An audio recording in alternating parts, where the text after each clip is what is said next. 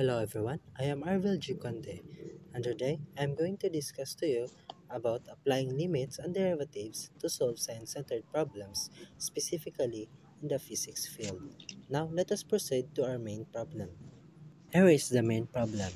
A body travels in a straight path and its position at any time is described by the equation S of t is equals to 2t squared minus 4t plus 5. At what time does the object have a velocity of 8 meters per second, and when is the object momentarily not moving? Now, here are the given values. Equation S of t is equals to 2t squared minus 4t plus 5.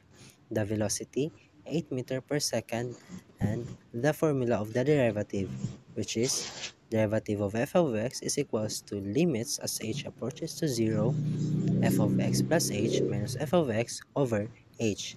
Now please do remember the formula of the derivative because later on we're going to use that one. Here are the solution. Step 1. Apply the formula of the derivative. Just simply plug in the values. Step 2. Factor. Factor the t plus h squared. In factoring the t plus h squared, we're going to use the box method. Just simply create a box and then plug in the values. This is the most efficient way in factoring binomials. Step 3. Combine like terms. But before that, we're going to use the distributive property first. And after using the distributive property as I have presented on the screen, we're going to use or combine like terms. You can see in the screen that I have cancelled the like terms because the equivalent value of that is equals to 0. And then we have arrived to 2h squared plus 40h minus 4h over h. And then we're going to factor their GCF or greatest common factor.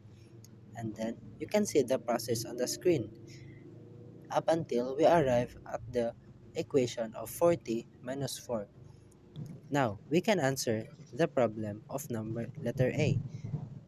We can say that 40 minus 4 equals to 8 because at the question at what time does the object have a velocity of 8 meter per second, meaning the velocity is equals to 8.